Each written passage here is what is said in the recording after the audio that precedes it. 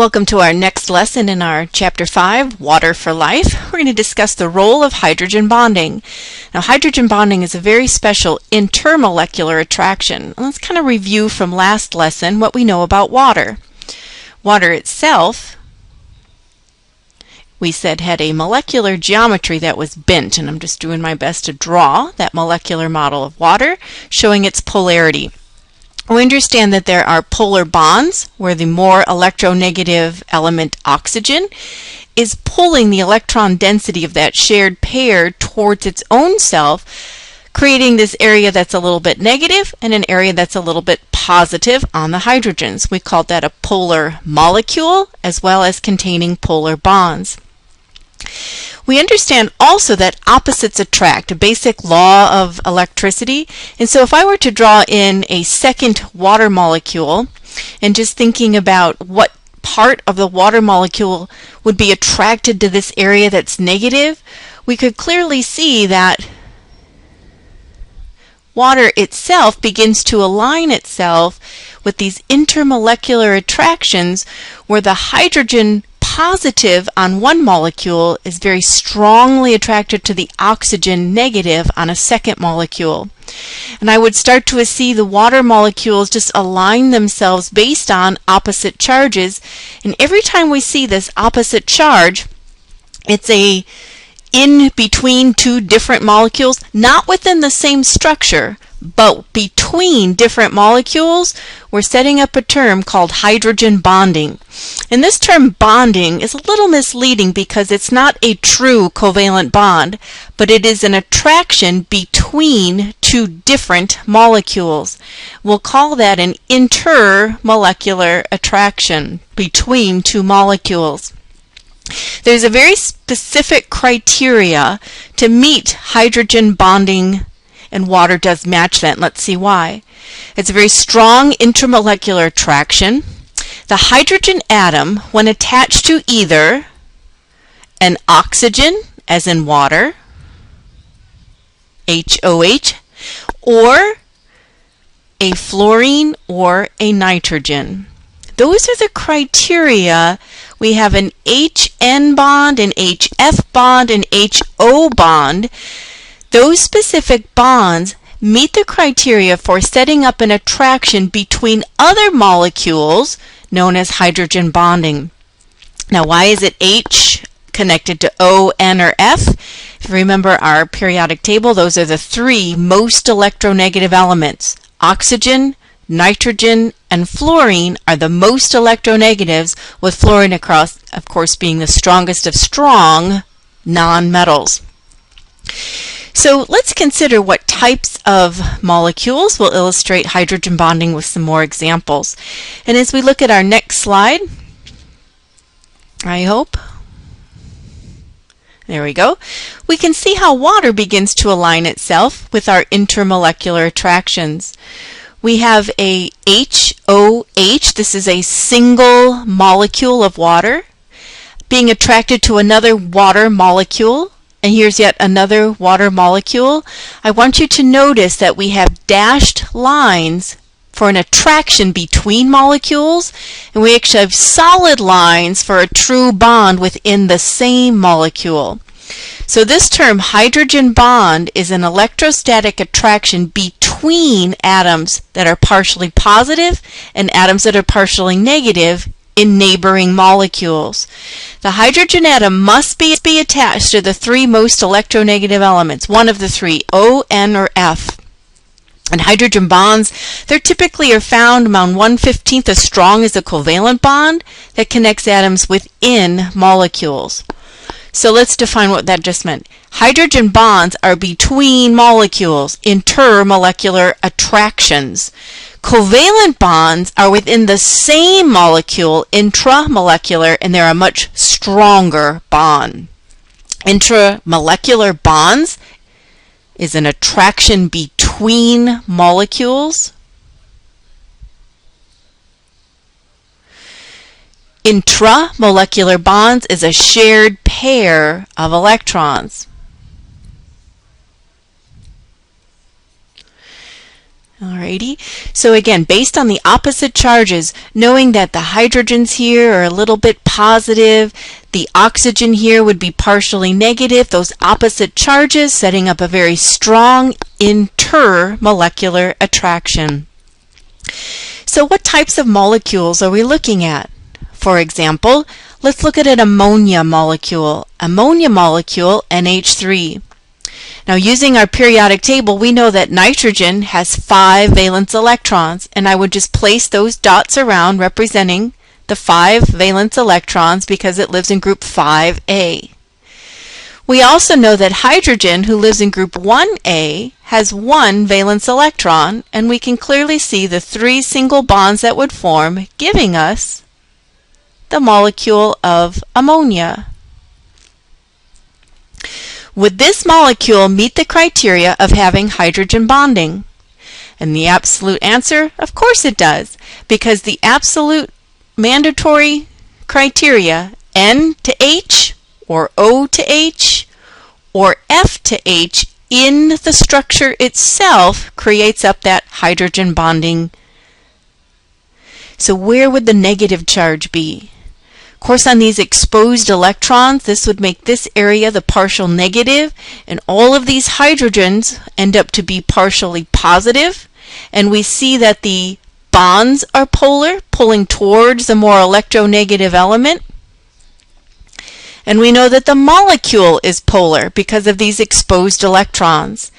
This molecule would exhibit hydrogen bonding simply because the nitrogen from one molecule, with its negatively charged electron cloud on its central atom, sets up an attraction, and I'm going to draw these little dashed lines to just represent not a true bond, but an attraction between molecules. This is what's referred to as a hydrogen bond, not a true covalent bond within the same molecule, but an attraction between molecules, the N from the first ammonia attracted to the H on an opposite ammonia.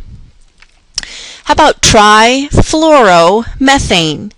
And again, we'll have to draw the structure and take a look at what does it look like, see if it meets the criteria. Trifluoromethane.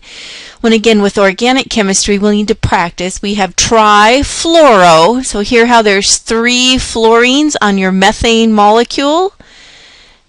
And again, what else would be there to fill the octet of the carbon is your hydrogen. So here is your molecule of trifluoromethane. Does this meet the criteria for hydrogen bonding? Now notice the bond. What's fooling us is it does have H and it does have F, but are they attached to each other? And the answer is no. Fluorine's attached to carbon, hydrogen's attached to carbon. They are not attached to each other. So no hydrogen bonding.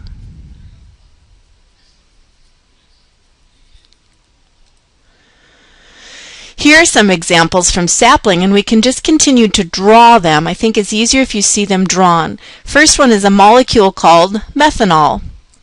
With methanol, we place our carbon with our 3 hydrogens attached, and then this functional group called OH is an alcohol group in organic chemistry. This is called methanol. Does this meet the criteria of hydrogen bonding? And clearly right here, we see the criteria being met. An O is attached directly to an H, making this area partially negative in the molecule, and this is the partially positive because the polarity of that bond is pulling the electron density towards the rich oxygen. This meets the criteria for hydrogen bond because an O is directly attached to an H. Another example, diatomic hydrogen. Here we have one hydrogen attached to another. Clearly we see that does not meet the criteria. It is a non-polar molecule, a non-polar bond. The electronegativity difference of 0, 2 like atoms attached to each other, so no hydrogen bonding. HF, well clearly that would be a criteria that directly meets this very electronegative fluorine, pulling the electron density towards itself. The bond clearly shows the criteria of H directly attached to an F, N, or O, so yes, this would exhibit hydrogen bonding. And the last molecule is a methane, a perfectly symmetrical molecule where carbon is the central atom and the 4 hydrogens attach back. It's very sloppy, sorry, CH4. It's a non-polar molecule. It does contain carbon bonds. It's non-polar because it's perfectly symmetrical. I look up, I look down, I look left, I look right, and everything is exactly the same. A perfectly symmetrical molecule makes it non-polar. Does it exhibit hydrogen bonding? And no, the H's are attached to a C, not meeting the criteria for hydrogen bonding. So we said yes, no, yes, and then no. And we'll continue with some practice off of your own homework site, the sapling site. If the solid line represents a covalent bond, see the solid line is within the molecule, and a dotted line represents the intermolecular attraction. So you see the dotted line is between molecules. Which of these choices shows a hydrogen bond? Checking all that apply. When I consider the criteria within the molecule, hydrogen has to be attached to an F, fluorine, to an O, oxygen, or to the nitrogen in the same molecule to meet the criteria. And let's go through and just decide if the molecules meet that criteria. Notice this first example, H is attached to a C. Don't be fooled by the H being attracted to the O. That's not the criteria. We're looking in the same molecule. This is a no hydrogen bonding. Here we have H attached directly to an O. That meets the criteria, and it's being attracted to an N in another molecule. Yes, this would represent hydrogen bonding. The hydrogen here is very positive due to the electron density being pulled away from it towards that more electronegative oxygen. Nitrogen here would be the electronegative element giving a negative charge. There's the intermolecular attraction. Here in this molecule we have H attached to an F, so that looks good, but the attraction would not work for a carbon. So this is a no. And of course the last one we decided also is a no. This is a non-polar bond in a non-polar molecule, does not meet the criteria. I hope it's getting easier as we practice. Some other unique properties related to water. Water we know has a density of 1 gram per mil, or 1 cubic centimeter, and at 4 degrees Celsius is typically where you hear that reported out. So the density, we remember, is the unit where it's the ratio of mass per volume, so that if we weighed out 1 gram of water, it would occupy exactly 1 milliliter in a graduated cylinder, or it would fill a cube that's exactly 1 centimeters cubed. So a cube, 1 by 1 by 1, 1 cubic centimeter, 1 gram would fill it completely. Or thinking about a graduated cylinder, if I poured it in there, it would read to the 1 milliliter mark. 1 gram weighs 1 mil, and so forth. So this is a common interconversion for water. The gram is the same as a mil, is the same as a cubic centimeter. Water has a very high specific heat content. Now remember specific heat. How much energy does it take to raise 1 gram of a substance by 1 degrees Celsius? So 1 gram by 1 degree Celsius, raising the temperature of 1 gram of a substance by 1 degree Celsius is that term we learned as specific heat. So how much energy does it take to to raise 1 gram of water by 1 degree Celsius. And we remember learning in our thermochemistry, little MC delta T problem, that our specific heat of water is very, very high. It takes an incredible amount of energy to warm up water. It takes 4.184 joules for every gram degree Celsius. That's a constant for the heat unit, 4.184 joules per gram degree Celsius.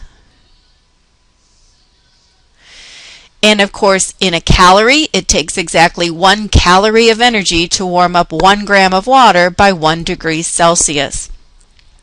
So let's consider some of those unique properties of water, and there's a little diagram here on our next sapling question. It tells us, look at this picture here. We have a beaker of water, and in the beaker there's a piece of metal sitting at the bottom, and on the top there's a floating cork. What do we now know about the densities in their comparison to one another?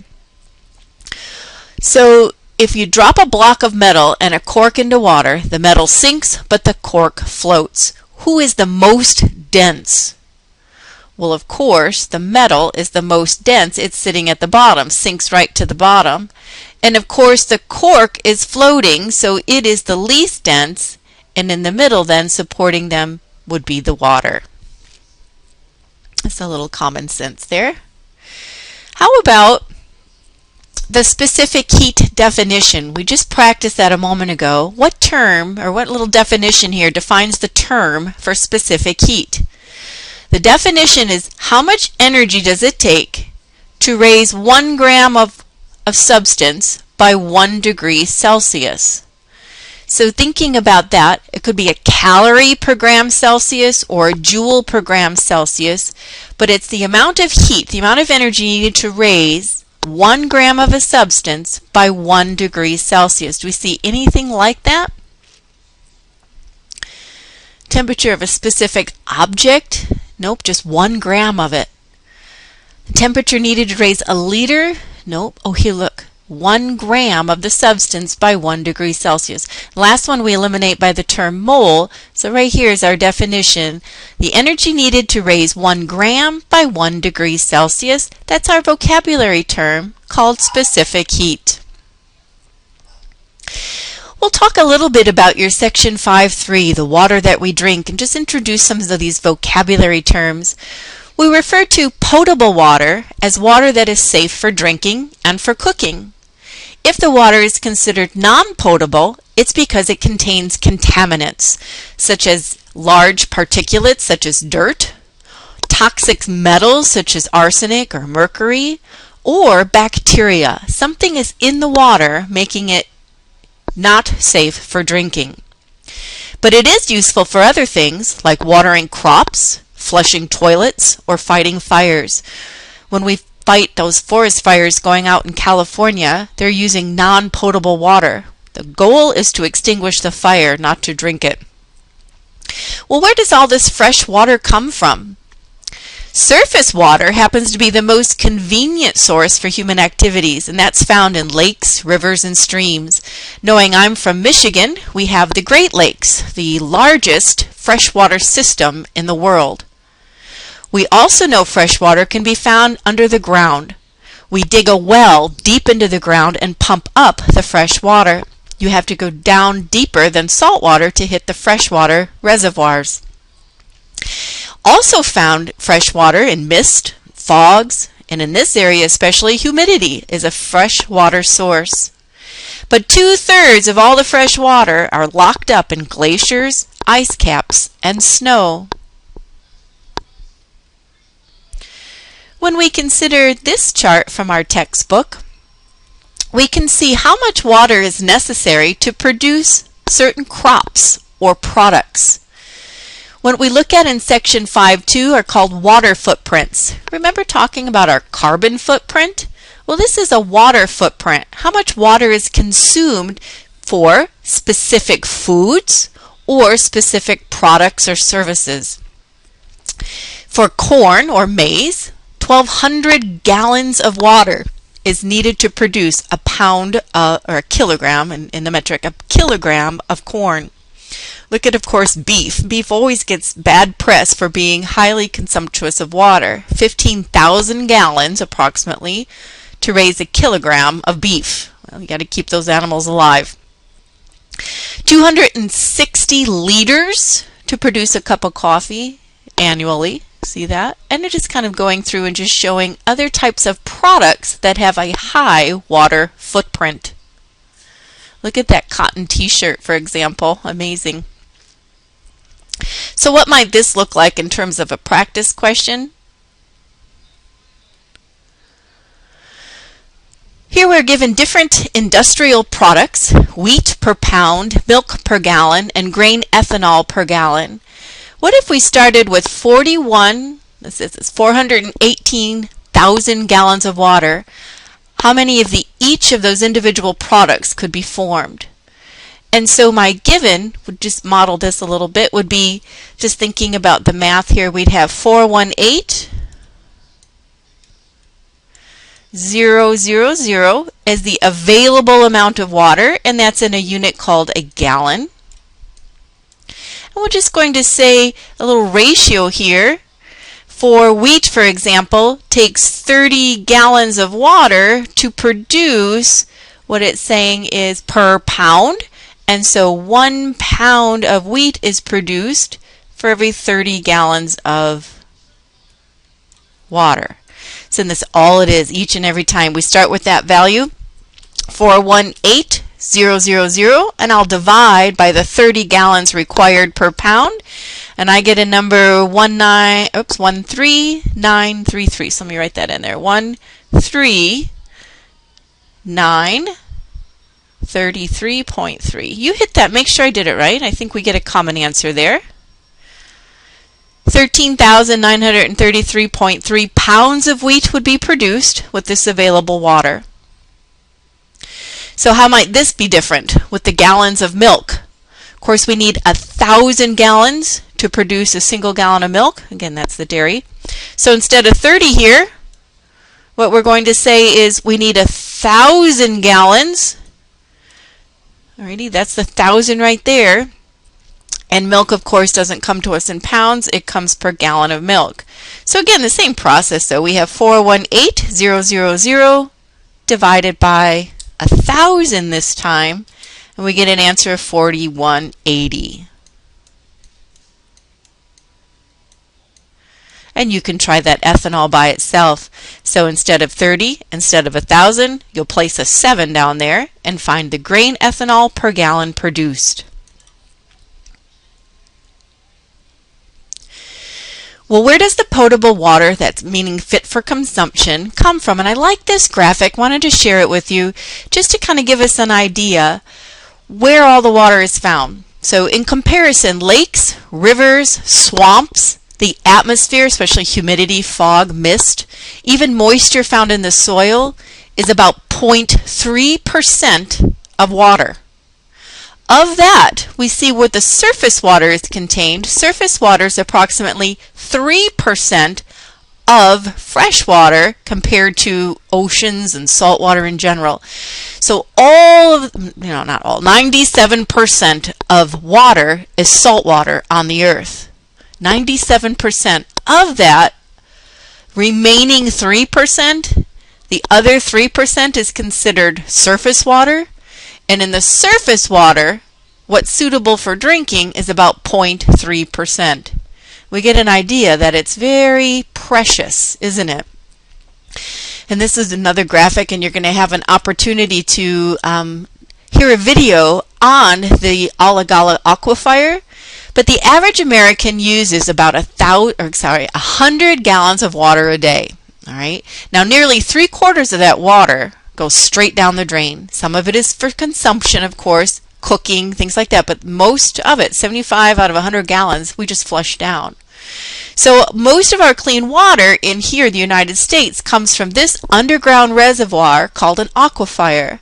The dark blue, the largest aquifer in our country, is known as the Alagala Aquifer. And I'm going to have you watch a little video that just shows you a little bit more information, teaches us a little bit more about that particular section of our country. It's a very precious resource, and it's worth finding out a little bit more about it. And the last thing I just want to look at is, the access to safe drinking is always assumed in our country, where you have no problem walking up to a park and finding a water fountain. Sometimes in troubled times, especially in natural disasters, we have to ship in bottled water for people. But generally speaking, other than in a natural disaster type of state, we have readily available drinking water, but that's not the case everywhere in the world. And this is just a kind of an example that some people work very hard to get potable water, willing to walk miles and miles and miles every day just to get a sample of water. And in our text, it specifically talks about the country Bangladesh. They had a really good idea to provide drinking water to the citizens of Bangladesh, but it backfired.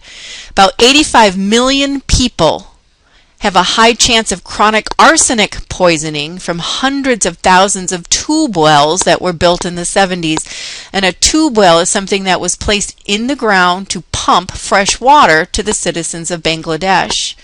But what happened, unfortunately, as the tube wells began to age, arsenic was leaching in from the soil and thus dissolved in the water and created a serious situation where people actually lost lives. So Bangladesh, we don't take potable drinking water for granted, and other parts of the nation as well. We're going to end our lesson here and come back to talk about aqueous solutions. We'll talk about electrolytes and the concept of molarity.